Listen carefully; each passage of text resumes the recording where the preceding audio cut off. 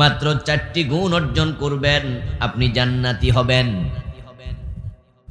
যে জান্নাত পেল সেই সফল, যে জান্নাত পেল না সে ব্যর্থ। সফলতা এবং ব্যর্থতার মাপকাঠি শুধু একটাই। 1000 কোটি টাকা আছে, আপনি সফল নন যদি জান্নাতি না হন। এমপি অথবা মন্ত্রী হন কিন্তু জান্নাতি জীবন আচার নেই, আপনি মন্ত্রী হওয়ার পরও আপনি ব্যর্থ। বিঘা বিঘা জমিন আছে, জমিদার খেতাবও আছে, কিন্তু জান্নাত কপালে নাই, আপনি কাঙ্গাল। আর খাওয়ার জন্য খাবার নাই, থাকার জন্য ভালো ঘর নাই, পরিধান করার জন্য কাপড় নাই, কিন্তু আপনার জীবনটা জান্নাতি জীবন। আপনি জান্নাতি হলে আপনি হয়ে যাবেন সফল। সুবহানাল্লাহ। فمن زحزح عن النار وأدخل الجنة فقد فاز। আল্লাহ তাআলা কোরআন মাজিদে বলছেন, যাকে জাহান্নাম থেকে পরিত্রাণ দেয়া হলো এবং যাকে জান্নাত দেয়া হলো সেই সফল হয়ে গেল। কে সফল কে ব্যর্থ এটা নির্ণীত হবে আখিরাতে, দুনিয়াতে নয়। কারণ দুনিয়া আসলে এটা পাস করার জায়গাও না, ফেল করার জায়গাও না। এখানে আজকে যাহা আছে কালকে নাও থাকতে পারে, আজকে যাহা নাই কালকে সেটা আসতেও পারে। যে আজকে সুস্থ কালকে হতে পারে অসুস্থ, যে আজকে ধনী কালকে হতে পারে কাঙ্গাল ফকির।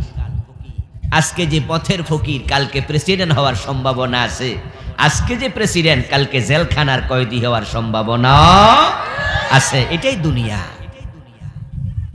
এজন্য এখানে কে কি অবস্থায় আছেন এটা দেখে আপনি নিজেকে চূড়ান্ত সফল অথবা চূড়ান্ত ব্যর্থ মনে করবেন না। ভেঙে যাওয়াই ভেঙে যাওয়া নয়, দুনিয়াতে হেরে যাওয়া নয়, কিছু ভেঙে যাওয়া থেকে শুরু হয়। কারণ ডিম যদি ভেঙে না যেত তাহলে মুরগির বাচ্চা দুনিয়ার চোখ দেখত না। এজন্য ভেঙে যাওয়া থেকেও অনেক কিছু শুরু হয়। যারা সফল মানুষ তারা সফলতা শিখেছে অনেকে ব্যর্থতা থেকে। কারণ যেখানে সে ফেল করেছিল সেখানেই সিদ্ধান্ত নিয়েছিল আর যেন ফেল না করি। তার ফেল করাই জীবনের সফলতার দ্বার খুলে দিয়েছে। এমন অসংখ্য ঘটনাও আছে। এই জন্য এখানে যারা আজকে সফল মানুষ আছে, এমপি মন্ত্রী নেতা পয়সাওয়ালা সরকারি বড় আমলা, তারা যদি মনে করে যে আমি এমপি হয়েছি, মন্ত্রী হয়েছি, পয়সাওয়ালা হয়েছি, আমি সরকারি বড় আমলা সচিব ডিসিএসপি হয়েছি, আমি সফল, সে ভুল করবে। কারণ এটা সফলতা নয়। যদি সে জান্নাতি জীবন গঠন করতে না পারে, চোখ বন্ধ হলে ক্ষমতাও নাই, টাকাও নাই, সরকারি আমলাগিরিও। আর আমরা যারা মুমিন, আমরা মুসলিম, আমরা বিশ্বাস করি আমাদের দুনিয়ার জীবনটা শেষ জীবন নয়। আমরা দৃঢ়ভাবে বিশ্বাস করি আমাদের চোখ বন্ধ হওয়ার পরে, দুনিয়া থেকে যাওয়ার পরে আমাদের আরেকটি জীবন শুরু হবে। ওই জীবনের শুরু আছে, আর কোনোদিন শেষ নাই। যে ব্যক্তি জান্নাতি জীবন গঠন করতে পেরেছে, দুনিয়াতে কষ্ট থাকলো তার কোনো অসুবিধা নাই, কারণ এই কষ্টটা সাময়িক। আর যে ব্যক্তি দুনিয়াতে সুখে আছে, জান্নাতি জীবন গঠন করতে পারেনি, তার সুখে থেকে কোনো লাভ নাই, কারণ সুখটাও সাময়িক। এজন্য ফারুক আজম ওমর রাদিয়াল্লাহু তাআলা আনহু বলেছেন, যেই ওমর ছিলেন অর্ধ দুনিয়ার সম্রাট, তিনি বলছেন, মানি তাজ্জাবি মাকানিহি ফালিয়ানজুর ইলা ফিরাউন ওয়া মান ইতাজ্জাবি মালিহি ফালিয়ানজুর ইলা কারুন ওয়া মান ইতাজ্জাবি নাসাবিহি ফালিয়ানজুর ইলা আবি লাহাব ইন্নামাল ইজ্জাতু বিত্তাকওয়া। وقال تعالى تلك الجنة التي نورث من عبادنا من كان تقيا। হযরত ওমর রাদিয়াল্লাহু তাআলা আনহু বলেন, তোমরা যারা পজিশনে যাওয়ার পরে, চেয়ার পাওয়ার পরে, ক্ষমতা পাওয়ার পরে মনে করো তুমি সফল হয়ে গেছো। আমি ওমর তোমাকে পরামর্শ দিলাম, তুমি ফেরাউনের দিকে তাকাইয়া দেখো। ফেরাউনের হাতে ক্ষমতা ছিল, কিন্তু ফেরাউন সফল না ব্যর্থ? পৃথিবীর ইতিহাস ফেরাউনকে সফল মানুষ বলে না। এই জন্য আজকের এই পৃথিবীতে ফেরাউনের নামে একজন মানুষও খুঁজে পাওয়া যাবে না। কোন হিন্দু ও তার বাচ্চার নাম ফেরাউন রাখতে রাজি? আমার প্রিয় ভাই, পৃথিবীতে মানুষের সংখ্যা আছে 800 কোটির কম বেশি, অথচ ফেরাউন তো ক্ষমতা ছিল প্রায় 400 বছর, লম্বা হায়াত পেয়েছিল, অনেক বড় বাদশা ছিল, রাজা ছিল। এবং ফেরাউনের লাশটা পৃথিবীর উপরে এখনো আছে কিনা? কত রাজা বাদশা চলে গেছে, মরে গেছে, শেষ, কিন্তু ফেরাউনের লাশটা পচে নাই, গলে নাই। এটা মিশরের ন্যাশনাল মিউজিয়ামে আপনি গেলে এখনো দেখতে পাবেন।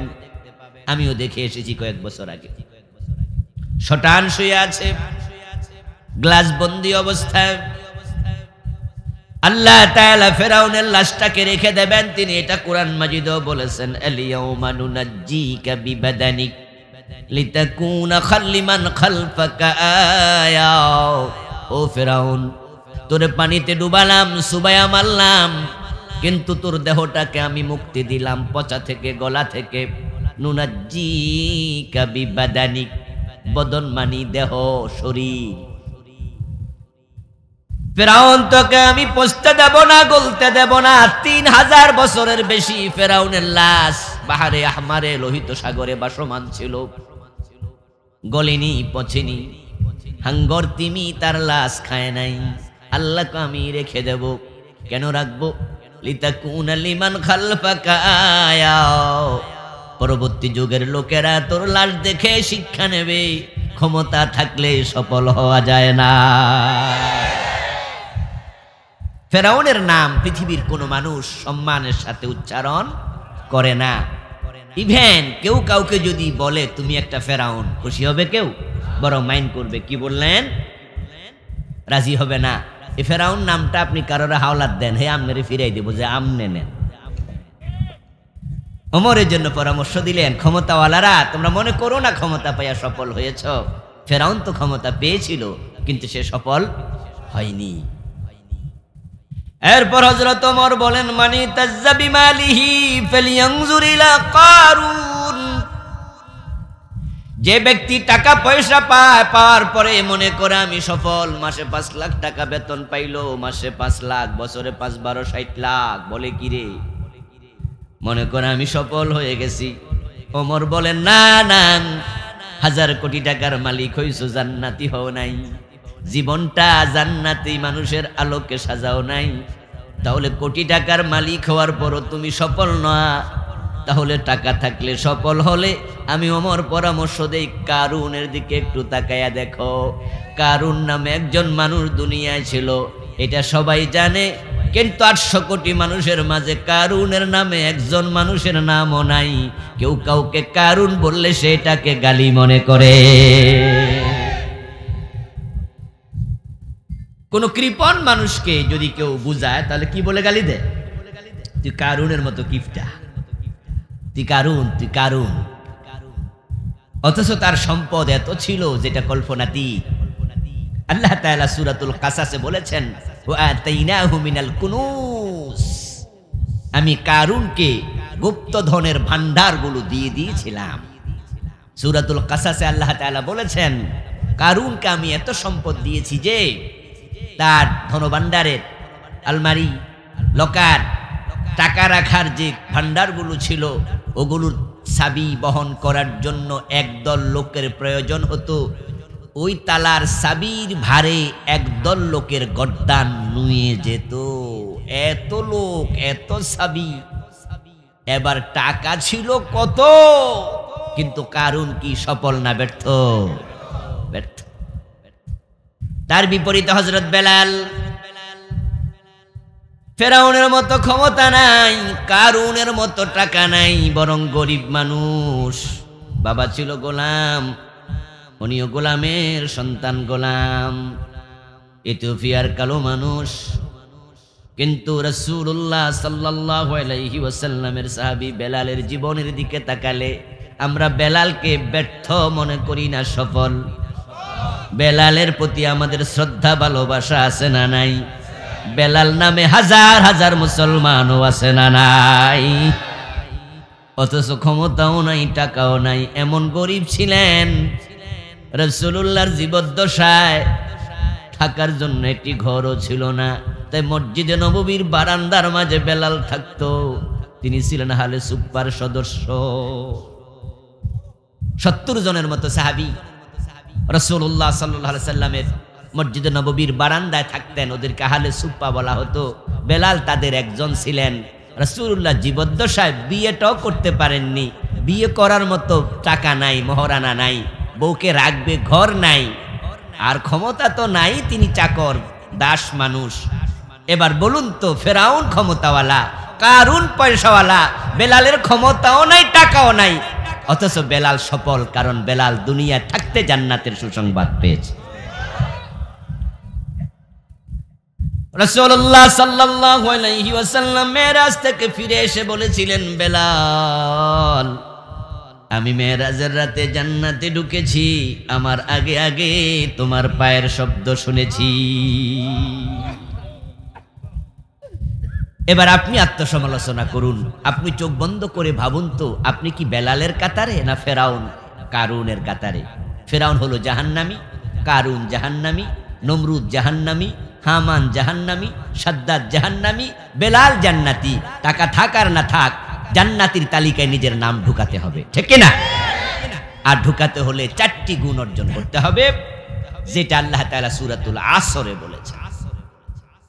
ওয়াল আসর, সময়ের কসম, তোমাদের জীবনের কসম, যুগের কসম, ওয়াক্তুল আসর, আসরের সময়ের কসম।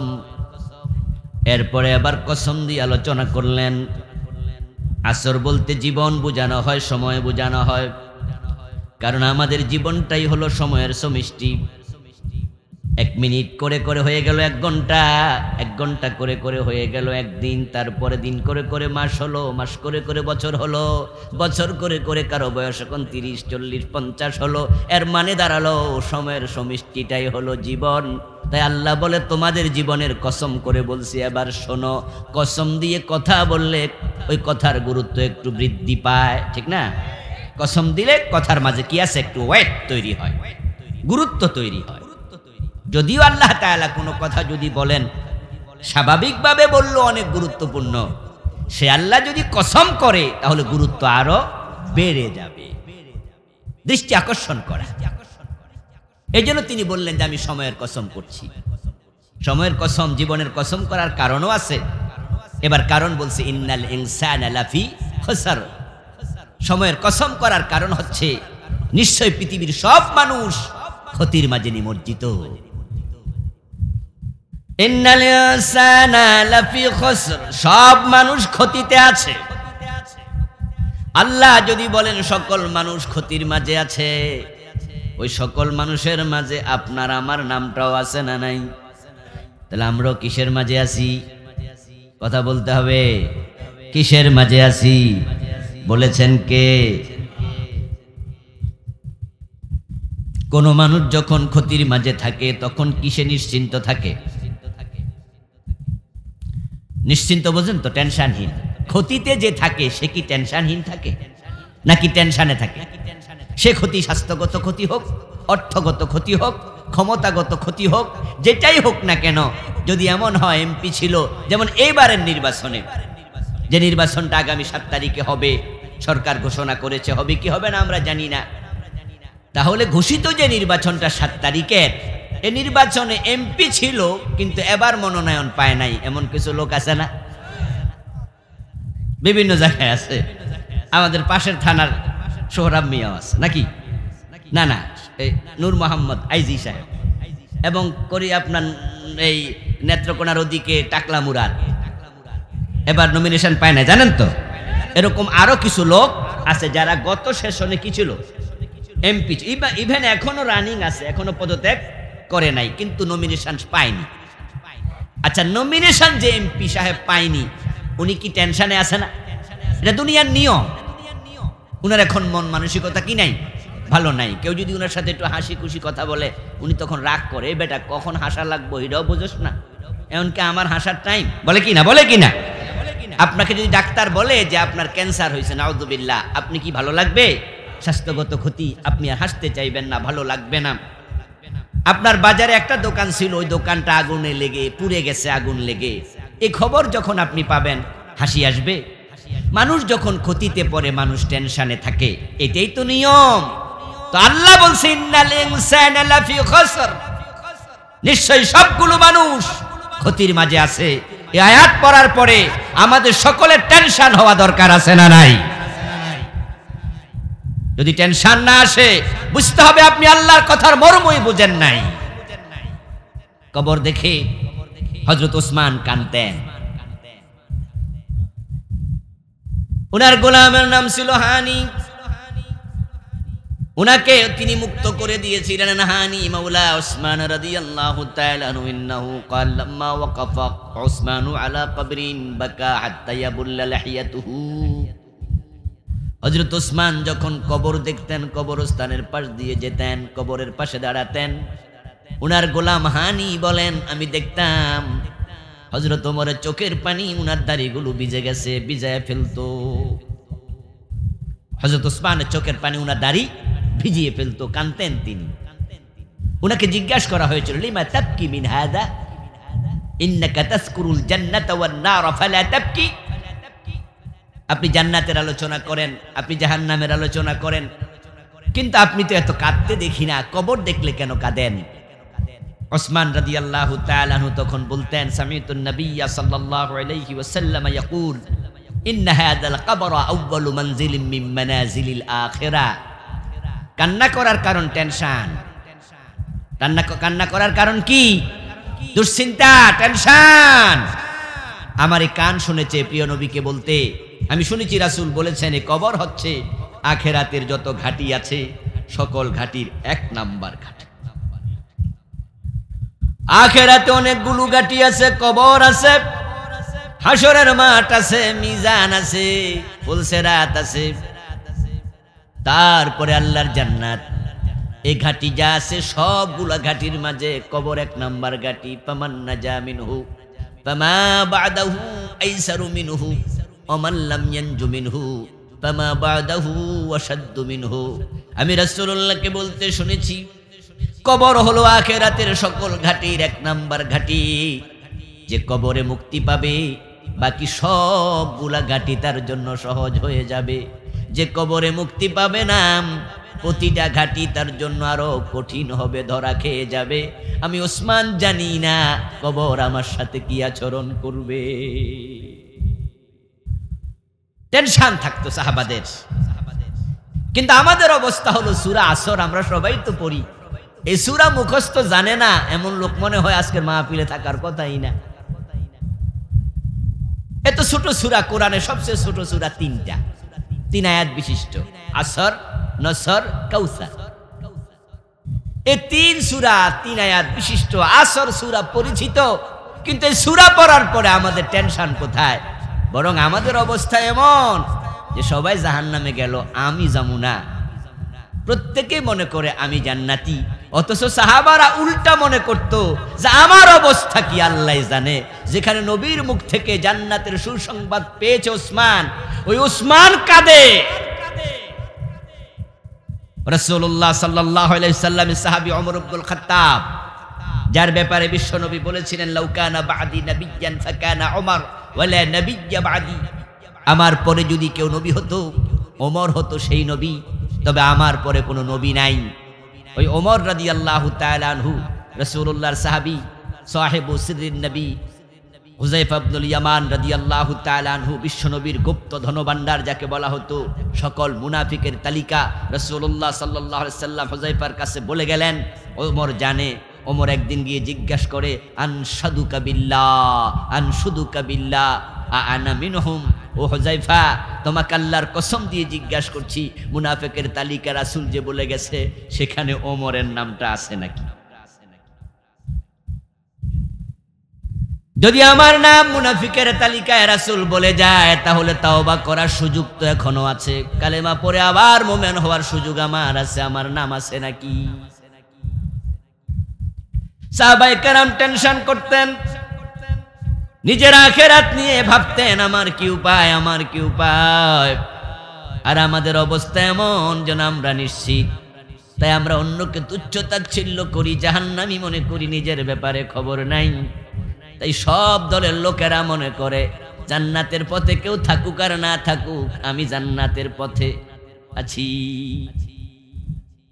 আল্লাহর হাবিব তো বলে গেছেন, তাফতারিকু উম্মতি আলা 73 মিল্লাহ কুল্লুহুম ফিন্নারি ইল্লা ওয়াহিদা। আমার এই উম্মত গুলো 73 দলে ভাগ হয়ে যাবে, তার মাঝে 72 দল জাহান্নামে যাবে, জান্নাতে যাবে মাত্র এক দল। এই যে উম্মত 72 দল জাহান্নামী, এক দল জান্নাতি, এই হাদিস শোনার পরে তো সবার মনে টেনশন হওয়া দরকার, হায় রে আমি জানি কোন দলে আছি। কিন্তু এখন কে জান্নাতি? 72 দল যদি জাহান্নামী হয়, উম্মতের মাঝে জান্নাতি মাত্র এক দল হয়, তাহলে জাহান্নামী বেশি না জান্নাতি বেশি? সবাই একটু কথা বলুন, জান্নাতি বেশি না জাহান্নামী বেশি? তো জাহান্নামী যদি হয়, তাহলে জাহান্নামীদের দলে আমরা কে কে আছি? যদি হাত তোলা দিতে বলে আমরা কয়জনে হাত তোলা দেব? যে আজকে 5 ওয়াক্ত নামাজের 1 ওয়াক্ত পড়ে নাই, জাহান্নামের দলে যে সে আছে, সেও তো হাত তোলা দিতে রাজি হবে না। সেও মনে মনে কইব, আল্লাহ গফুরুর রাহিম, আল্লাহ আমারে ক্ষমা করে দেবে, জাহান্নাম আমারে দেবে কেন? কারণ আমারে জাহান্নামে দিলে ইবলিসেরে কই দেবে, জো বাইডেন কই যাবে, তসলিমা নাসরিন কই যাবে, অমুক তমুক কই যাবে, কাফেররা আছে, মুশরিকরা আছে, ওরা কই যাবে? ওরা জাহান্নামে যাবে, আমি জান্নাতে যাব। কারণ আমি তো আল্লাহরে আল্লাহ বলে স্বীকার করি, তারা তো স্বীকারও করে না। তসলিমা নাসরিন বলে, আল্লাহ বলতে কেউ নাই, আমি তো এটা বলি না, তাহলে আমারে আল্লাহ জাহান্নামে দেবে কেন? এই জন্য বেনামাজিও মনে করে সেও জান্নাতি, বেরোজদারিও মনে করে সেও জান্নাতি, যারা শিয়া তারা মনে করে তারা জান্নাতি, যারা কাদিয়ানি তারা মনে করে তারা জান্নাতি, যারা আটরশি তারা মনে করে তারা জান্নাতি, যারা দেওয়ানবাগি তারা মনে করে তারা জান্নাতি, যারা জাবরিয়া তারা মনে করে তারা জান্নাতি, যারা কাদরিয়া তারা মনে করে যারা জান্নাতি। এভাবে সবাই জান্নাতি মনে করে, জাহান্নামী কে? অথচ 72 দল রাজি হবে না কেউ। সবাই জান্নাতি মনে করে তাদেরকে ধোঁকায় ফেলে রেখেছে। কুল্লু হিজবিন বিমা লাদাইহিম ফারিহুন। আল্লাহ তাআলা বলেছেন কোরআন মাজিদে, সব দলের মানুষেরা নিজের কৃতকর্ম নিয়ে খুশি। আসলে সবাই তো জান্নাতি নয়। ইন্নাল ইনসানা লাফি খুসর, মানুষ ক্ষতির মাঝে, মানে জাহান্নামের দলেই আছে বেশি, ওখানেই বেশি। ওখান থেকে মুক্তি পাবে ইল্লাল্লাযীনা আমানু ওয়া আমিলুস সালিহাত ওয়া তাওয়াসাউ বিল হক ওয়া তাওয়াসাউ বিস সাবর। এই 4টি গুণ যে ব্যক্তি অর্জন করবে, ওই ক্ষতি মানে জাহান্নাম, সফলতা মানে জান্নাত। আলোচনা শুরুতে বলেছি, আলোচনা পুরাটা সেখানে গিয়ে মিলাইতে হবে। দুনিয়ার টাকা পয়সার নাম সফলতা না, দুনিয়ার টাকা পয়সা না থাকার নাম ব্যর্থতা না, দুনিয়ার ক্ষমতা থাকার নাম সফলতা না, দুনিয়ার ক্ষমতা না থাকার নাম ব্যর্থতা না। বরং যাদের টাকা নাই, যাদের পয়সা নাই, যাদের ক্ষমতা নাই, রাসূলুল্লাহ বলেছেন গরিব লোকেরাই হবে বেশি জান্নাতি। যাদের টাকা পয়সা বেশি আছে, ক্ষমতা বেশি আছে, তাদের অধিকাংশ হবে জাহান্নামী। সফলতা ব্যর্থতা নিরূপণ হবে না দুনিয়া দিয়ে। আখিরাতের চরিত্র, জান্নাতি চরিত্র যারা গঠন করেছে, সেই হলো সফল। আর সফলতার জন্য 4টি গুণ অর্জন করবেন। সূরা আসর সেটাই বলেছে। 1 নাম্বার, ইল্লাল্লাযীনা আমানু, ঈমান আনো, ওয়া আমিলুস সালিহাত, ঈমান আনলেই চলবে না, ঈমান আনার পরে নেক আমল করো। তারপরে এবার বলছো ওয়াতাওয়াসাউ বিল হাক্কি, ঈমান আনবা তুমি, নেক আমল আনবা, আমল করবা তুমি, তাতেই হবে না। তোমরা অন্যকে ঈমান এবং নেক আমলের দাওয়াত দাও। তা'মুরুনা বিল মা'রুফি ওয়া তানহাউনা আনিল মুনকার। তোমরা ঈমান আনার পরে দায়িত্ব শেষ নয়, নিজে নামাজ পড়ার পরে দায়িত্ব শেষ না। কুনতুম খায়রা উম্মা উখরিজাত লিন্নাস, তুমি সৃষ্টির মাঝে সেরা, মানুষের কল্যাণের জন্য তোমারে বানাইছি। আপনাকে লয়ে বিব্রত রহিতে আসেনি কেহ অবনি পরে। সকলের তরে সকলে আমরা, প্রত্যেকে আমরা পরের তরে। শুধু নিজে নামাজ পড়লে জান্নাত পাওয়া যাবে না, নিজে সুদ না খাইলে জান্নাত পাওয়া যাবে না, নিজে মদ পান না করলে জান্নাত পাওয়া যাবে না, নিজ অন্যায় থেকে বেঁচে থাকলে জান্নাত পাওয়া যাবে না। অবশ্যই অন্যায় যেখানে প্রতিরোধ করবা, সেখানে নিজে ভালো আমল করবা, জাতিকে ভালো আমলের নির্দেশ দিবা, অন্যায় থেকে বিরত থাকবা, অন্যায় দেখলে প্রতিরোধ গড়ে তুলবা। তোমাকে এই দায়িত্ব আমি আল্লাহ নিজেই দিয়েছি। তাই 3 নাম্বার ওয়াতাওয়াসাউ বিল হক, এই কাজটাও করতেই হবে। আমরা ভুলে যাই অনেকে, আমরা মনে করি আমি তো আর সুদ খাই না, দেশে সুদী ব্যাংক বাড়লে আমার অসুবিধা কি? এমন কোন বছর নাই গত 1-2 যুগ ধরে প্রতি বছরেই কমপক্ষে 2-4টা সুদী ব্যাংক অনুমতি পায় প্রতি বছর। এই ইদানিং কালে গত 2 সেশন 3 সেশন ধরে, সেশন মানে সংসদীয় সেশনের কথা বলছি, এমন কিছু নতুন নতুন ব্যাংক অনুমোদন পেয়েছে, সুদী ব্যাংক, যেগুলো সাইনবোর্ড না দেখলে জানতাম না এই নামে ব্যাংক আছে। প্রতি বছর ব্যাংকের ছাতার মতো সুদী ব্যাংক বাড়ছে। সুদ খাওয়া জায়েজ না হারাম? কত বড় হারাম! মান আকালা দিরহাম রিবা ওয়া হুয়া ইয়ালাম আন্নাহু আশাদ্দু মিন 36 জিনা। যে ব্যক্তি জেনে শুনে 1 টাকা সুদ খাবে, তার আমল নামায় 36 বার জেনা করলে যত গুনাহ হয় ওই পরিমাণ গুনাহ লিখে দেয়া হয়। লিরিবা 73 বাবা আইসারুহা আন ইয়ানকিহুর রাজুলু উম্মাহ। সুদ খেলে 73টা গুনাহ হয়, সবচেয়ে ছোট গুনাহ হলো নিজের মায়ের সাথে জেনা করা। প্রতি বছর সুদী ব্যাংক বাড়ছে, এ নিয়ে আপনার কোনো উদ্বেগ নাই, উৎকণ্ঠা নাই, এ নিয়ে আপনার টেনশন নাই। কত মানুষ মায়ের সাথে জেনা করার মতো অপরাধে প্রতিদিন তারা লিপ্ত হচ্ছে। কত মানুষ জেনা করার অপরাধ 36 জেনা করলে 36 বার যেই পরিমাণ গুনাহ হয়, 1 টাকা সুদ খেলে ওই পরিমাণ গুনাহ হচ্ছে। আল্লাহর কত বান্দা এই গুনাহ করে জাহান্নামে যাচ্ছে, এ নিয়ে আপনার উৎকণ্ঠা নাই। কি করা দরকার? আপনি ভাবছেন আমি তো আর সুদ খাই না, সুদী ব্যাংক হলে আমার কি? আমি তো আর সিনেমা হলে যাই না, সিনেমা দেখি না। বাংলাদেশ ভারত মিলে যৌথ প্রযোজনার ছবি আসবে, হাতে হাতে মোবাইলে সিনেমা হল খুলে যাবে, আমার কি? মদ আসবে, ইয়া আসবে, পেন্সিল আসবে, হেরোইন আসবে, আমি তো মদ খাই না, আমার ছেলে খায় না, আমার কি? এই যদি আপনার চিন্তা হয়, তা'মুরুনা বিল মা'রুফ ওয়া তানহাউনা আনিল মুনকার, এই দাবি থেকে, এই দায়িত্ব থেকে আপনি সরে গেলেন। 3 নাম্বার গুণ ওয়াতাওয়াসাউ বিল হকের গুণাবলী আপনি মিস করলেন। সফল হওয়ার জন্য 4টা গুণ, একটা বাদ সফলতা আটকা পড়ে যেতে পারে। আমার প্রিয় ভাইয়েরা, যত নবী যত রাসূল দুনিয়ায় এসেছেন, সব নবী সব রাসূল ব্যক্তিগতভাবে ভালো মানুষ।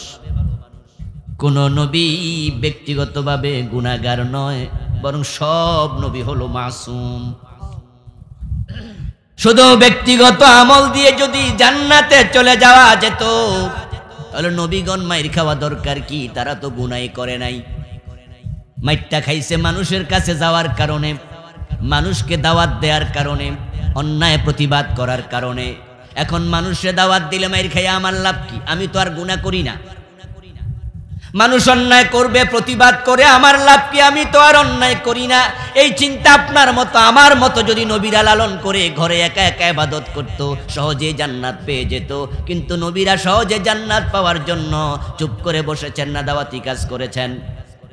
অন্যায় দেখে চুপ থেকেছেন নাকি প্রতিবাদ করেছেন? এখন আপনারা যদি মনে করেন আমরা মনে হয় এমনি মাগনা জান্নাত পেয়ে যাবে, এত সোজা না। জান্নাতে যেতে হলে অন্যায় করা যাবে না, সমাজে অন্যায় দেখে চুপ থাকাও যাবে না। যে অন্যায় থেকে চুপ থাকে সে বোবা শয়তান হয়ে যায়।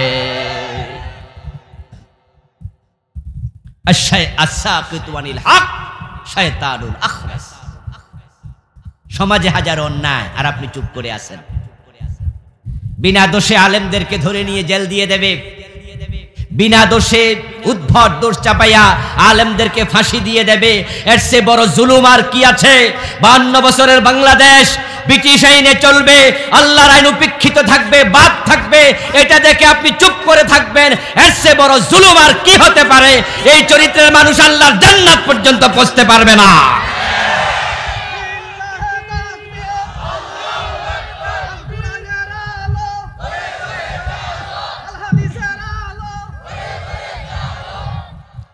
আমার প্রিয় ভাই, ওয়াল আসর ইন্নাল ইনসানা লাফি খাসর, সব মানুষ ক্ষতিতে আছে।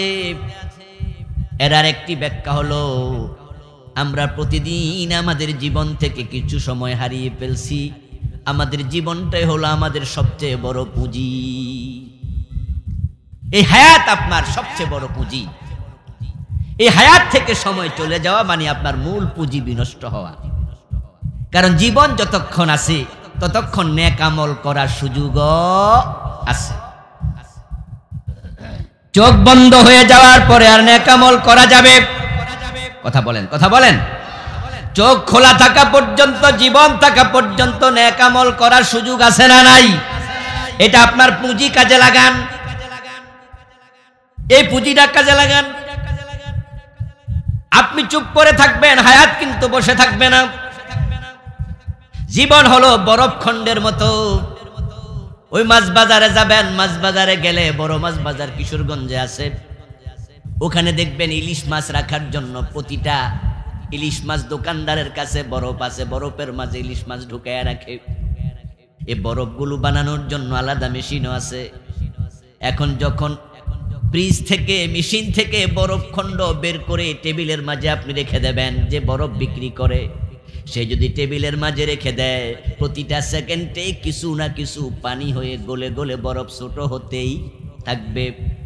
3 ঘন্টা 5 ঘন্টা যদি কোনো মাছওয়ালা ওই বরফটা কিনে না নেয়, 6 ঘন্টা 10 ঘন্টা পরে দেখা যাবে ওই বরফওয়ালার পুঁজি শেষ। ওই বরফটা যদি সে 100 টাকা বেচতে পারতো, এটাই লাভ ছিল। যদি 50 টাকাও বেচতে পারতো, এটাই তো হতো। যদি 20 টাকাও বেচতো, তাও তো কাজে লাগতো। কিন্তু যখন বিক্রি করতে পারলো না, এটা পানি হয়ে পড়ে গেল, সব লস। আপনাকে আল্লাহ 50 বছর, 60 বছর, 80 বছর হায়াত দিছে। আপনি চুপ করে থাকলো তো হায়াত বরফের মতো গলেই যাচ্ছে। যদি কাজে না লাগান তাহলে লুজার হয়ে যাবেন। ও প্রিয় ভাই, মানুষ হাসরের ময়দানে বুঝবে একবার সুবহানাল্লাহ বলার দাম কত, একবার আলহামদুলিল্লাহ কেন বললাম না হাসরের ময়দানে মানুষ বুঝবে। 2 রাকাত নামাজ কেন বেশি পড়লাম না, আড্ডা দিয়া বিকাল বেলায় কত সময় কাটাইছি, বসে বসে দুরূদ শরীফ কেন পড়ে কাটাইলাম না। দোকানে বসেছিলাম, কাস্টমার ছিল না, ওই টাইমটা মোবাইল না গুতাইয়া, ফেসবুক না চালাইয়া যদি আলহামদুলিল্লাহ সুবহানাল্লাহ জিকির করতাম, আজকে তো আমি তরাইয়া যাইতাম, মুক্তি পেয়ে যেতাম। কেন করলাম না? যখন মানুষের আমল ওজন হবে, রাসূলুল্লাহ সাল্লাল্লাহু আলাইহি ওয়াসাল্লাম বলেন, যদি নেকের পাল্লা তোমার উকুনের ডিম পরিমাণ নেক বেশি হয়, আল্লাহ তোমারে জান্নাত দেবে। তোমার নেকের পাল্লায় যদি উকুনের ডিম পরিমাণ নেক কম হয়, আল্লাহ তোমারে জাহান্নাম দেবে। তোমার নেক তোমার বদ যদি সমান সমান হয়, আল্লাহ তোমাকে আরাফ নামক জায়গায় দেবে। জান্নাতও পাইবা না, জাহান্নামও পাইবা না, নতুন এক জায়গা, সেটার নাম হলো আরাফ, ওখানে থাকতে দেবে। তবে হ্যাঁ, ওখান থেকে আল্লাহ কিছুদিন পরে নিজের রহমতের কারণে তাদেরকে জান্নাত দেবে। শুরুতে তারাও জান্নাত পাবে না, তারাও আফসোস করবে, হাইরে উকুনের ডিম পরিমাণ আমল যদি বেশি হতো আরাফে থাকা লাগতো না। যারা উকুনের ডিম পরিমাণ আমলের কমতির কারণে দুজকি হবে, সেদিন তারা আফসোস করে বলবে, একবার সুবহানাল্লাহ দুনিয়ায় যদি পড়তাম। হাদিসে আছে সুবহানাল্লাহি ওয়ালহামদুলিল্লাহি তামলাউ মা বাইনাস সামাই ওয়াল আরদ। একবার সুবহানাল্লাহ আলহামদুলিল্লাহ পড়লে আকাশ এবং জমিনের মাঝখানে যে খালি জায়গা আছে আল্লাহ ওই পরিমাণ সওয়াব সাথে সাথে দিয়ে দেয়। হায়রে উকুনের ডিম পরিমাণ আমলের কারণে ধরা খাইয়া গেলাম, একবার সুবহানাল্লাহ বেশি কেন পড়লাম না। উদাহরণটা খুবই চমৎকার। এই উদাহরণ যে প্রিয় নবী কই পাইল? হাদিসে আছে মিসকালা যাররা মিসকালু হাব্বাতিন মিন খারদাল। মিসকাল মানে হচ্ছে অণু, পরমাণু। এগুলো বেশি হাদিসে কোরআনে পাওয়া যায়, কিন্তু উকুনের ডিম এই উদাহরণটা আমি হুজুর এই হাদিস পড়তে গিয়া নতুন একটি বই লিখছি আমি। বইটির নাম ওহিরায়নায় পরকাল। আজকে এটা এখানে আনা হবে না, গত সপ্তাহে এটা বের হয়েছে। আখেরাত নিয়ে লিখতে গেলাম, 1000-এর মতো ডকুমেন্ট ওই বইতে লিখেছি, 550 হাদিস এনেছি আলহামদুলিল্লাহ। ওখানে মিজান নিয়ে লিখতে গিয়ে হাদিসটা পাইলাম উকুনের ডিম এই উদাহরণ রাসূল পাইল। আমাদের দেশে যারা রিক্সাওয়ালা, ঠেলাওয়ালা, অশিক্ষিত দিনমজুর শ্রেণীর মানুষ আছে, গরিব মানুষ, ওদেরকে যদি প্রশ্ন করা হয়, এই রিক্সাওয়ালা ভাই পরমাণু বোঝো? সে বলবে পরমাণু এইটা আবার কি জিনিস, খায় না, মাথায় দেয়। আমি তো এটা জানি না। অনু বোঝো? অনু? সে বলবে অনু কি মেয়ের নাম না ছেলের নাম?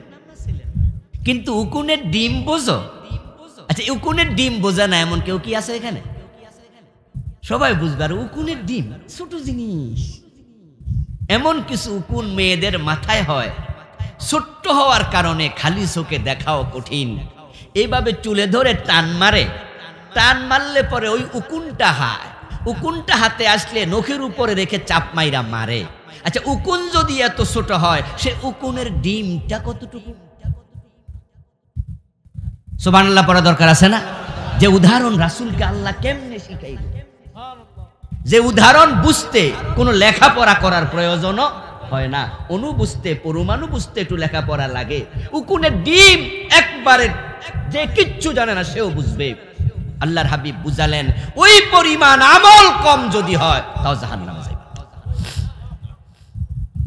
এটা তো কোরআনের আয়াত। ফাম্মা মান সাকুলাত মাওয়াজিনুহু ফাহুয়া ফি ঈশাতির রাদিয়া ওয়া আম্মা মান খাফফাত মাওয়াজিনুহু ফাউম্মুহু হাওিয়া। আমার প্রিয় ভাইরা, সেদিন আফসোস করবেন, কোনো লাভ হবে না। এই জন্য জীবন থাকতে কাজে লাগান, সময় থাকতে কাজে লাগান। মানুষ বলে বয়স বাড়ে, আমি বলি কমে রে। এই গানের লেখককে আমি জানি না, হুজুরের জানা আসেনি কোনো? হয়তো লালন সঙ্গীত এ জাতীয় হতে পারে, তবে কথাটা একবারে পারফেক্ট। বয়স কি আমাদের বাড়ে না কমে? হ্যাঁ, মায়ের পেটে থাকতে আপনার একটি বয়স সিলগালা করে দেয়া হয়েছে। মায়ের পেটে প্রথম 40 দিন পানি, বীর্য, দ্বিতীয় 40 দিন রক্তপিণ্ড, তৃতীয় 40 দিন মাংসপিণ্ড। আপনি আমি পরিণত হয়েছি। 3 40 120 দিন চলে গেল। 120 দিন যাওয়ার পরে ফাকাসাউনাল ইজামা লাহমাম। আল্লাহ কোরআন মাজিদে বলেন, আমি সেই মাংসপিণ্ডের ভিতরে হাড্ডি ঢুকাইয়া চামড়া দিয়া ঢেকে মানুষ বানাইয়া দিছি। 3 40 120 দিন যাওয়ার পরে আপনি মানবাকৃতি পেলেন, কিন্তু আপনার রূহ তখনও আসে নাই রুহের জগতে। রাসূলুল্লাহ সাল্লাল্লাহু আলাইহি ওয়াসাল্লাম বলেন, তখন আল্লাহ একজন ফেরেশতা পাঠালেন মায়ের পেটে। ওই ফেরেশতা এসে আপনার আমার শিয়রের পাশে বসেছে, মায়ের পেটের ভিতরে ঢুকে। তারপর আল্লাহ বলেছে তার তাকদীর লিখো, 4টা জিনিস লিখে ফেলো আল্লাহর নির্দেশে। ফায়াকতুবু আজালাহু ওয়া রিজকাহু ওয়া আমালাহু ওয়া শাকিয়্যুন আম সাঈদ। ওই ফেরেশতা আপনার মাথার পাশে বসে, আমার মাথার পাশে বসে 1 নম্বরে যেটা লিখেছে সেটা হলো আপনার হায়াত দুনিয়ায় কতদিন হবে। আল আনফাস আল মাদুদা, আপনি যে নিঃশ্বাস নিচ্ছেন, এই নিঃশ্বাস কয়টা হবে ফেরেশতা সেটাও লিখেছে, কোথায় মারা যাবেন মারার জায়গাটাও লিখেছে।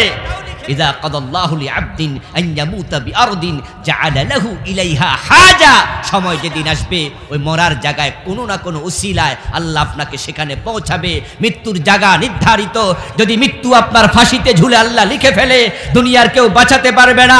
মৃত্যু যদি আপনার বিছানায় লেখে কেউ ফাঁসি দিতে পারবে না। জায়গা নির্ধারিত, সময় নির্ধারিত। এই জন্যই তো আলেমরা মৃত্যুকে ভয় পায় না, পরোয়া করে না, হক কথা বলে। আলেমদেরকে, ইসলাম ওয়ালাদেরকে ফাঁসির রশি দেখাইয়া ভয় পাওয়ানো যায় না।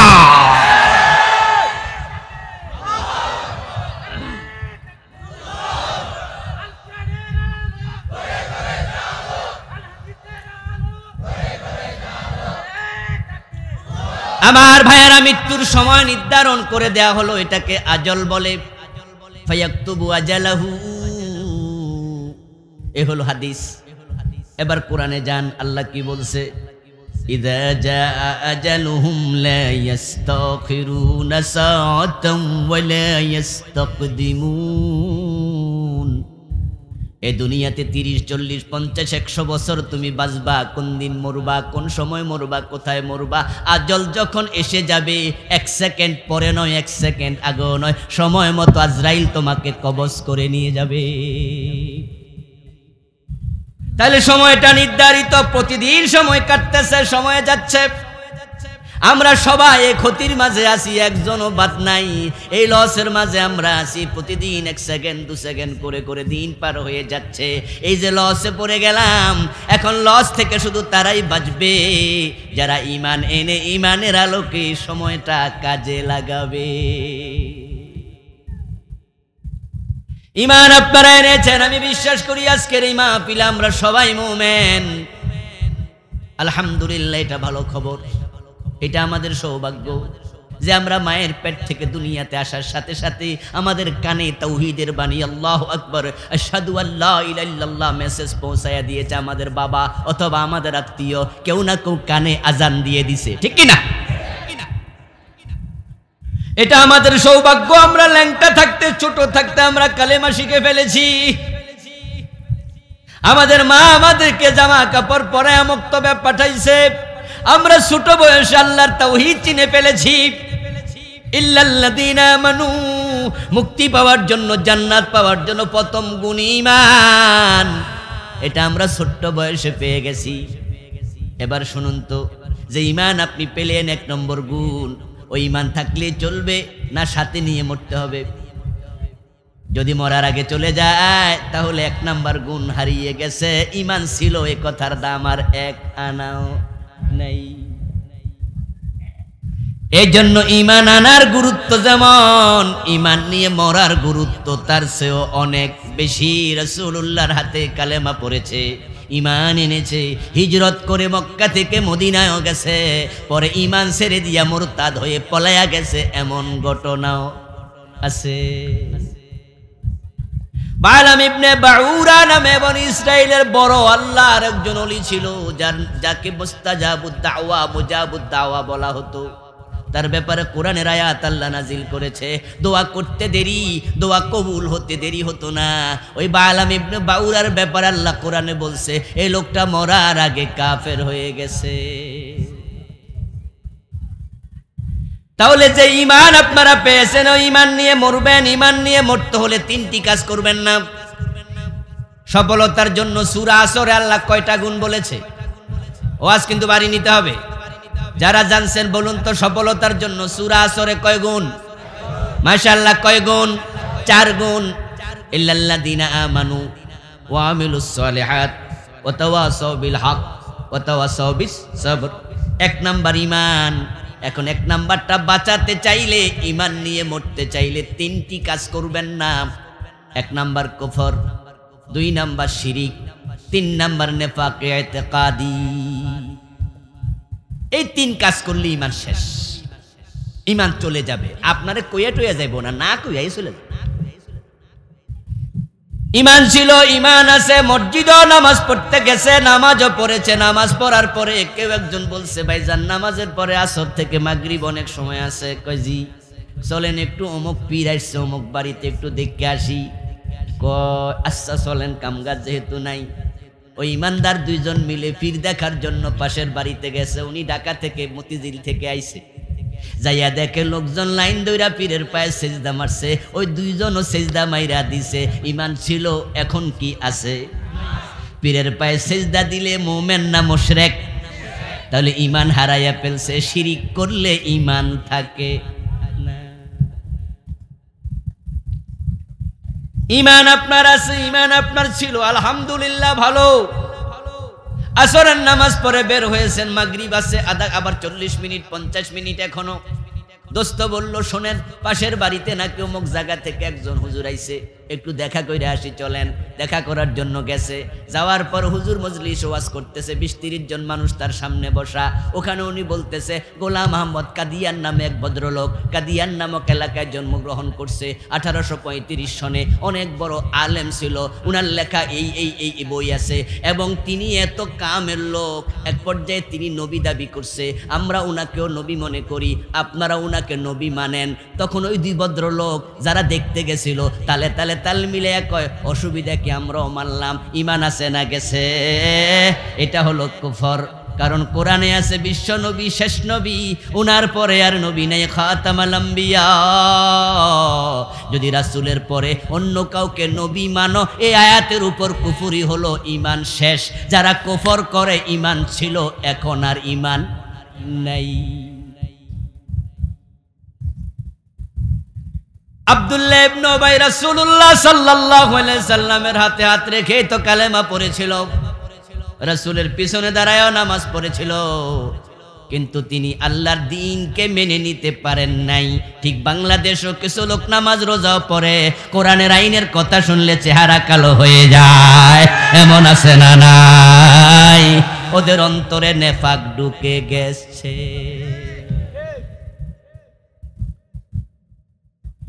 তিনটা কাজ করলে ইমানটা মরে যাবে, কুফর করবেন না। কোন কোন কাজে কুফর হয় এই নিয়ে আলাদা বই লিখেছি, বইয়ের নাম দিয়েছি ঈমান, কুফর ও নিফাক। আজকে আপনাদের রাস্তাঘাট ভাঙ্গা তো, তাই এদিকে বই আনি নাই, গাড়িতে আছে, আপনারা চাইলেও আজকে হয়তো পাবেন না। আমি বাংলাদেশে চলমান 50টার উপরে কুফরি লিখছি ওই বই। কাদিয়ানি তো একটা বললাম মাত্র, এরকম কুফর অভাব নাই। সমাজে চলছে কুফর। বিশ্বনবী 1400 বছর আগে সতর্ক করে গেছে, তাকুনু বাইনা সাআতি ফিতানুন কাকিতাইল লাইলিল মুসলিম ইসবিহু ফিহা আর-রাজুলু মুমিনা ফায়ুমসি কাফিরা। কিয়ামতের আগে ফিতনা আসবে চারদিক থেকে, অন্ধকার রাতের আধারের মতো। মানুষ সকাল বেলায় মুমিন থাকবে, সন্ধ্যা বেলায় কাফের হয়ে যাবে।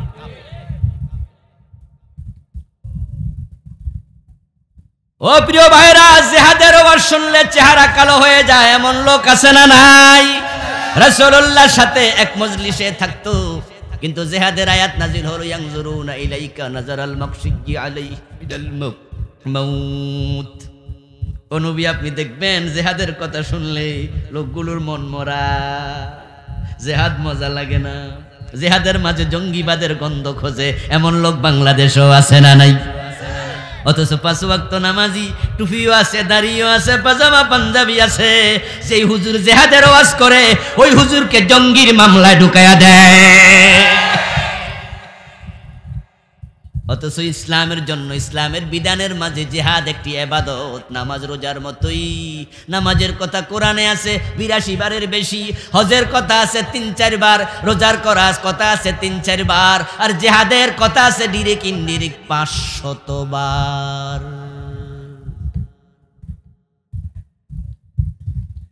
রাসূলুল্লাহ জীবন হজ করেছেন একবার। কয়বার? মাত্র একবার, যেটা বিজয় হজ। এটাই রাসূলের জীবনের একমাত্র হজ। কিন্তু জিহাদে সেনাপতি ছিলেন 27টি যুদ্ধে 27 বার। ও প্রিয় ভাইয়েরা, কুফরি করলে ঈমান যাবে, শিরিক করবেন না। পীরের পায়ে সেজদা দেয়া শুধু শিরিক নয়, মসজিদে গিয়ে আল্লাহর আইন মানে সবাই। আলহামদুলিল্লাহ, আমরা যারা এখানে আছি, ডান পা দিয়ে মসজিদে ঢুকি, বাম পা দিয়ে বের হই, আল্লাহু আকবার বলে নামাজ শুরু করি, সালাম ফিরিয়ে নামাজ শেষ করি। আল্লাহ এবং রাসূল যে আইন দিছে, আল্লাহ রাসূলের আইনের বাহিরে কেউ যাব না। ইমাম মাগরিবের ফরজ, দুরাকাত পরে সালাম ফিরাইয়া দিছে ভুলে, আমরা সালাম ফিরাবো না লোকমা দিব। ইমাম যদি সালাম ফিরিয়া বইয়া থায় লোকমা আমরা আরো চালাইতে থাকবো, ঠিক না? মানে ইমাম রে বুঝাইয়া দিব আর এক রাকাত। রাসূলুল্লাহ সিস্টেমের বাহিরে গেছে, ইমাম সাহেবের লোকমা দিব। ইমাম যদি আমার বাবা হয় ছাড় দেমু, ইমাম যদি ফিস সাহেব হয় আমি মুরিদ ছাড় দেমু। রাসূল করেছেন যেটা আমরা করব সেটা, এটাই তো ইসলাম। কিন্তু মসজিদ থেকে বাইর হইয়া আদালতে বিচারক হইয়া যখন বসে, রাসূলের আইনে আল্লাহর আইনে আর একটা বিচারক করে না। ইসলামের মসজিদে তালা দিয়া ঢুকাইয়া রাখছে, অথচ রাসূলের ইসলাম তো হলো তুমি থাকবা যেখানে, ইসলাম থাকবে সেখানে। ওদখুলু ফিস সিলমি কাফা। এক জায়গায় আল্লাহর আইন আর এক জায়গায় মানুষের আইন মানবেন চলবে না।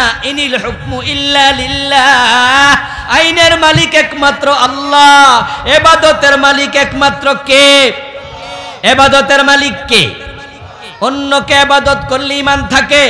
তাই তো পীরের পায়ে সেজদা দিলে শিরিক হয়, কারণ সেজদার মালিক আল্লাহ, আইনের মালিক আল্লাহ। মসজিদে যে আল্লাহর আইন চলবে, গণভবন, বঙ্গভবন, সংসদ ভবন, আদালত, সে আল্লাহর আইন চলা লাগবে। মসজিদে আল্লাহর আইন, আদালতে ব্রিটিশ আইন, এটার নামই তো শিরিক। শিরিক শব্দের অর্থ হলো যেটার মালিক একমাত্র আল্লাহ, এটাতে অন্যকে শামিল করলে শিরিক হয়ে যাবে। এজন্য ঈমান বাঁচাবেন, মুনাফিকি করবেন না। 2 নাম্বার, ওয়ামিলুস সালিহাত, নেকামল নেকামল নেকামল, নামাজ ছাড়বেন না। রমজান মাসে রোজা রাখবেন, টাকনুর নিচে কাপড় পরবেন না। নিজের বউ নিজের মেয়েকে বেপরদায় ছেড়ে দেবেন না। হালাল হারামের সীমা লঙ্ঘন করবেন না। আমল মানি শুধুমাত্র নামাজ, রোজা, হজ, যাকাত, কয়টা নয়। আমল মানি হলো পুরা দিন, পুরা ইসলাম জীবনের সব জায়গায় মেনে চলা। অথচ মুসলমানেরা আমল করে ঠিক, আবার ঝামেলাও পাকায়, সেটাও ঠিক। নামাজও পড়ে 5 ওয়াক্ত, আবার সুদেও টাকা লাগায়। এমন মুসলমান আছে কি না? আজকের মাহফিলে নাই। সুদে টাকা লাগায় এমন 2-4 জন আজকের মাহফিলও আছে। প্রিয় ভাই, কান খুলে শোনো। কেউ বিষ খেয়ে মরেছে, ফাঁসিতে ঝুলে মরেছে। এই সংবাদ তোমার কানে আসার সাথে সাথে ওই বেটার জন্য তুমি আফসোস করো, কামড়া করলো কি? আরে উনি ফাঁসি দিয়া মরলো, কি কও বিষ খাইছে, আহা কামড়া। যে বেটা বিষ খাইছে অপরাধ, কবিরা গুনাহ। যে বেটা ফাঁসি দিয়া ঝুলছে অপরাধ, কবিরা গুনাহ। তো তুমি যে সুদে টাকা লাগাইয়া রাখছো, তুমি মইরা যাইবা। ও বেটা বিষ খাইয়া মরছে, তুমি সুদ খাইয়া মরছো। বিষ খাইতে খাইতে মরছে, কবিরা গুনাহ। তাওবা করতে পারে নাই, মরে তো গেল। তাওবা করবে কেমনে? তাওবা করতে হলে তো বেঁচে থাকা লাগবে। বেটা তো বিষ খাইয়া মরে গেল, তাই কবিরা গুনাহ করতে করতে মরছে। আমরা সবাই তাওবা করলাম। আপনি যে সুদের টাকা শুধুমাত্র বড় টুপি মাথায় দিয়া, পাগড়ি মাথায় দিয়া, দাড়ি রাইখা, লম্বা পাঞ্জামা গায়ে দিয়া চলার নাম নয়। এগুলো ইসলামে আছে, এগুলো লাগবে, এগুলো রাখবেন। তবে আপনি আবার লম্বা দাড়ি রাইখা অফিসের অফিসার, মাথায় টুপি দিয়া অফিসার, ঘোষণা দিলে সাইন করে না পাইলে, এমন নামাজি অফিসারও আছে না নাই? সকালবেলা 10টা অফিসে বসে, প্রতি সিগনেচারে 500 টাকা, 1000 টাকা ঘুষ পর্যন্ত নির্ধারণ করা আছে। এমন অফিসারও, বিশেষ করে সাব রেজিস্ট্রি অফিসে, যেখানে জমির দলিল হয়, ওখানে দেখবেন একটা জিনিস একবার কমন হয়ে গেছে সারা বাংলাদেশে। যারা আপনাদের দলিল রাইটার আছে, বলবে যে ভাই এই জমিনের দলিল করতে 3 লাখের মতো খরচ লাগবে। 3 লাখ খরচ কোন কোন খাতে লাগবে ভেন্ডার সাহেব? তখন বলবে যে স্টাম্প ফি এত, সরকারি ফি এত, আমার খরচ এত। দেখবেন যে সুন্দর করে খরচের হিসাব দিয়া বলবে যে 2,80,000, আর 20,000, 3 লাখ কইলেন যে, এটা হলো টেবিল খরচ। এটা কি খরচ? আচ্ছা, টেবিলে কি ঘোষ খায়? তো 20,000 টেবিল মানেটা কি? মানে টেবিলওয়ালা খাবে। এটার কোনো বাউচার দেয়া যাবে না, এটার কোনো স্লিপ হবে না। এটাতে সিগনেচার যে অফিসার করবে, অনির্ধারিত ফি আছে। ওই বেটা সরকারের চাকরি করে, ঘোষ খাওয়ার তো কথা নয়, কিন্তু ঘোষ খাচ্ছে। নির্ধারিত ফি 500 টাকা, 800 টাকা, 1000 টাকা পকেটে নেবে, সিগনেচার করবে। নিতে নিতে জোহরের আজান পড়ে গেল। ক্লায়েন্ট সামনে বসে আছে, তখন আবার কয় দিলে তাড়াতাড়ি দেন, আজান হয়েছে, মসজিদে যাব তো।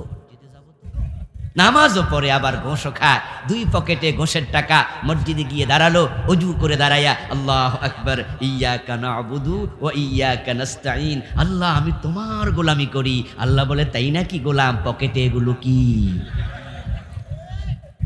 আমারে তুই সোজা পাইছ, তুই বলবি আমার গোলাম আর আমি তোরে টিকসেন্ন দিয়ে জান্নাত দিয়ে দেবো, এত সোজা? তুই তো একটা সিটার বাটফার, ঠিক কিনা? এই জন্য ইবাদত মানে হচ্ছে, নেক আমল মানে হচ্ছে মা আতাকুমুর রাসূলু ফাখুযুহু ওয়া মা নাহাকুম আনহু ফান্তাহু। সীমানা লঙ্ঘন করবেন না, যা রাসূল বলেছে করো, যা করতে নিষেধ করেছে তা ছাড়ো। এই জন্য হারামের সাথে সম্পর্ক রাখলে আমল কবুল হবে না, দ্বিতীয় শর্ত পূর্ণ হবে না, ক্ষতির মাঝে থেকে যাবেন। দ্বিতীয় শর্ত নেক আমল। 3 নাম্বার ওয়াতাওয়াসাউ বিল হক, ভালো কাজ নিজে করবেন, সমাজে ভালো কাজ যেন চালু হয় সেজন্য উদ্যোগী হবেন। চেয়ারম্যান সাহেব আমাদের পাশে বসা, এই সমাজটাকে উনি একা চাইলে পরিবর্তন করতে পারবে না। উনার ভালো কাজে যদি আপনারা সহযোগিতা করেন, উনি যদি চায়, উনার মেম্বাররা চায়, প্রশাসন চায় আপনাদের ইউনিয়ন মাদক মুক্ত হবে, কারা কারা মদ খায় তাদের তালিকা উনাকে দেন, তারপরে মাদক নিয়ন্ত্রণের জন্য যা করা দরকার উনাকে সহযোগিতা করুন। উনি যদি উদ্যোগী হয়, ইউনিয়নকে মাদক মুক্ত করা সম্ভব। 1000 বছর ওয়াজ করলো এটা সম্ভব হবে না।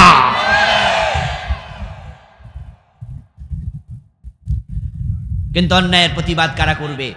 আমরা তো স্বার্থপর হয়ে গেলাম। আপনার চাচাতো বোন, উনার বাপ মারা গেছে 6 বছর 10 বছর হলো, বোনের জমিটা দেয় না আপনার স্বাস্থ্য ভাই। আপনার স্বাস্থ্য বোন এসে কান্দে ভাইয়ের কাছে, আমার বাবার জমি, আমার দেশ না, ছেলে বিদেশ পাঠাবো, বিক্রি করে ভাই চোখ গরম করে বলে এই কিসের জমি, যা তো, পরে আসিস যা।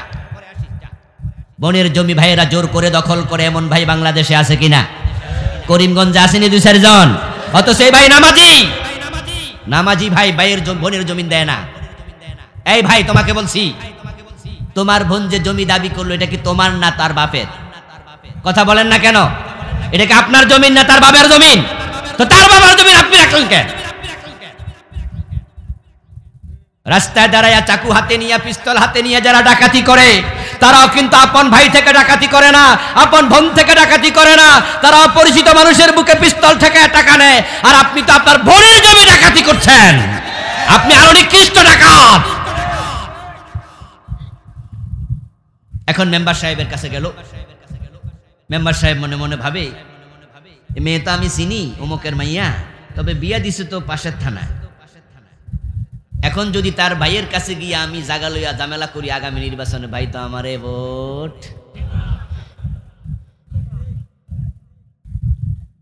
ভাই তো ভোট দিত না, কি মুসিবত, এখন কি করি? এখন স্বার্থপর মেম্বার ভাবে এই অন্যায় প্রতিবাদ করে অযথা আমি আগামীবার ফেল করে লাভ কি? তার ভাইয়ের সাথে সম্পর্ক রাখি, ভাইয়ের ভোট পামু, ভাইয়ের বউয়ের ভোট পামু, পরিবারের অনেকের পামু। এই জন্য আস্তে করে কইয়া দে, বোন আমিও তো চাই তোর জমিন তুই পা, মায়ের পেটের ভাই দেয় না, আমি করতাম কি? এ যদি হয় তাহলে তুমি 3 নাম্বার শর্ত মিস করলে, ওয়াতাওয়াসাউ বিল হক, মিস করে ফেলেছো তুমি। এই জন্য অন্যায় করা যাবে না, অন্যায় যেখানে আছে অন্যায় সহ্য করা যাবে না। এটা সফল হওয়ার জন্য দাবি, প্রয়োজনে অন্যায়ের বিরুদ্ধে দাঁড়িয়ে যাবে, মেম্বারই চলে যাক, চেয়ারম্যানই চলে যাক, দুনিয়ার যদি ইজ্জত সম্মানও চলে যায়, ক্ষমতাও চলে যায়, আল্লাহর কাছে সফল হওয়া যাবে। ওয়াতাওয়াসাউ বিস সাবর, 4 নাম্বার গুণ, ধৈর্য ধরতে হবে। বিপদ মুসিবত আসবে, ন্যায়ের পক্ষে থাকলে বিনা দোষে মামলা হবে, বিনা দোষে জেলে চলে যাওয়া লাগবে। কোরআনের পক্ষে, হাদিসের পক্ষে থাকলে আপনি যদি স্পটলেস হন, নিষ্কলুষ মানুষ হন, দোষ ঘাড়ে চাপাইয়া দিয়া তারপরে জেলে ঢুকাবে, তারপরেও ধৈর্য ধারণ করা ছাড়া অন্যদিকে ছিটকে পড়া যাবে না। ইন্নাল্লাহা মা'আস সাবিরিন, যারা ধৈর্য ধারণ করে তাদের সাথে থাকে কে? আল্লাহ। প্রিয় ভাইয়েরা, আসুন, আজান হয়ে যাচ্ছে, আমরা সামনে আগাবো না। সূরা আসরের এই মৌলিক 4টি শিক্ষাকে সাথে লালন করে আল্লাহ তাআলা আমাদেরকে মরার তৌফিক দান করুন, বলি আমিন।